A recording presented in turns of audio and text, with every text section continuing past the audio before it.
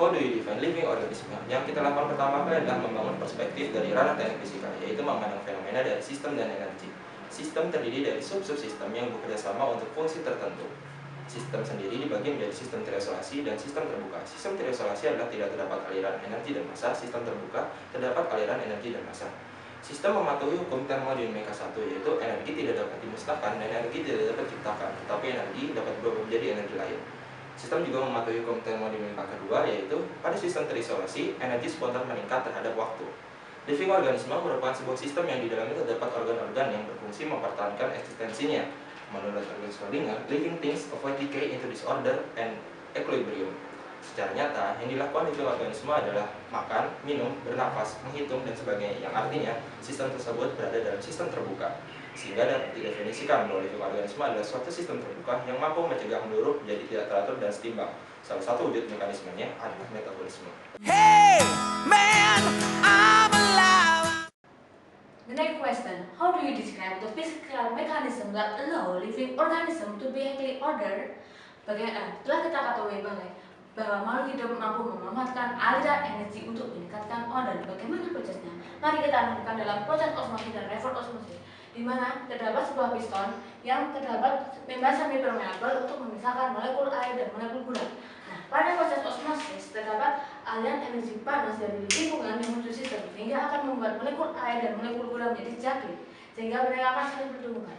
Nah, dari sini maka terdapat perbedaan konsentrasi, di mana V energi menuju minimum, sehingga molekul air akan mengarah ke sebelah kanan membran semi permeabel. Nah, sehingga piston akan bergerak ke kanan dan beban ringan akan terangkat. Nah, dari sini maka larutan mulai menjadi disorder atau entropi meningkat. Nah, bagaimana kita akan meningkatkan order? Nah, itu dengan reverse osmosis, yaitu kita sedang menambahkan sebuah beban yang lebih berat sehingga piston akan bergerak ke bawah. Nah, dengan begitu maka molekul air akan dipaksa untuk bergerak ke sebelah kiri, di mana molekul air ini akan meninggalkan gula di sisi sebelah kanan, sehingga entropi di dalam gula ini akan menurun atau order akan meningkat.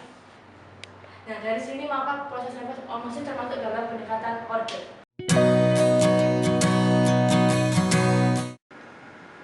Pertanyaan berikutnya, how do you describe the physical method that cell use to organize the chemical processes and reactants? Makhluk hidup menggunakan metabolisme untuk meningkatkan order. Metabolisme melibatkan berbagai proses kimia dan reaktan.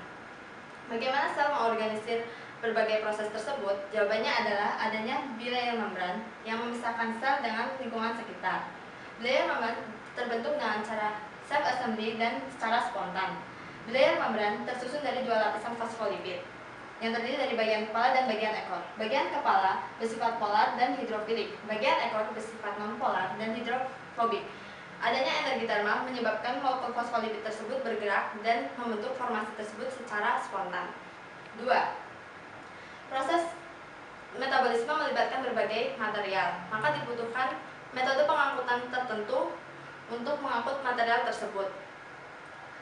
Dalam hal ini, menggunakan proses transport aktif. Transport aktif membutuhkan energi. Contoh dari transport aktif adalah mekanisme kinesin, di mana kinesin akan bergerak jika mendapatkan suplai energi berupa ATP, dan di mana ATP tersebut dapat bergerak jika terdapat energi termal. Ketiga, adanya enzim yang membantu mempercepat proses reaksi.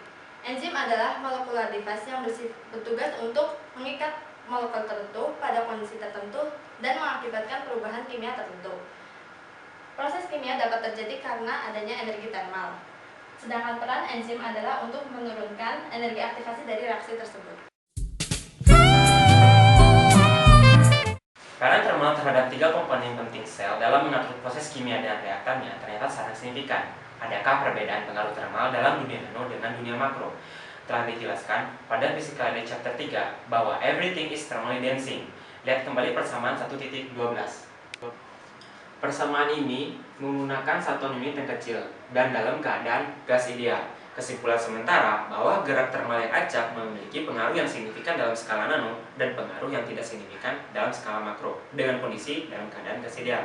Ada 2 kasus yang bisa kita susun dalam pergerakan molekul ini. Kasus yang pertama yaitu pergerakan molekul dengan keadaan yang mendekati kondisi gas ideal. Pada ruangan dengan volume yang besar akan menghasilkan tekanan yang kecil, sehingga gaya tekan dapat dihitung menggunakan persamaan P sama dengan F per A. Dengan mengetahui gaya tekan ini, maka akan dapat dicari pengaruh dari gaya termal KBTR dengan energi kinetik pada molekul. Ringkasnya, energi termal akan digunakan kembali untuk bergerak ke molekul. Pada kasus kedua, ini tabrakan antar molekul dan antar dinding tidak dapat diabaikan. Sehingga dengan menggunakan kedua kasus ini dapat diambil kesimpulan bahwa thermal motion merupakan energi kinetik pada dunia nano, sedangkan pada dunia makro akan dipandang sebagai heat.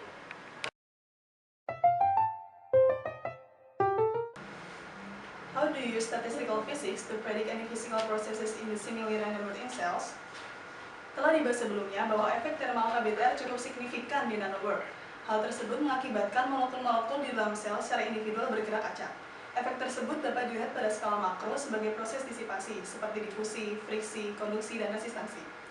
Walaupun proses tersebut terjadi secara random dalam skala nano, perilakunya secara kolektif dapat diprediksi. Perilaku persebarannya dapat diperoleh dari persamaan berikut. Rumus tersebut berlaku universal dan model independen. Nilai konstanta difusi diperoleh dari persamaan berikut. L sebagai langkah dari pergerakan molekul sulit diamati karena ukuran molekul yang sangat kecil. Delta T juga sulit diamati karena pergerakan molekul yang sangat cepat. Dua parameter yang belum diketahui tersebut dapat diperoleh dari hubungannya dengan parameter lain yang dapat terukur. Namun, hal tersebut sangat bergantung pada model yang diamati, seperti difusi, friksi, dan sebagainya. Dapat disimpulkan bahwa pengaruh KBTR yang acak dapat diprediksi dengan mengamatinya secara overall dan average.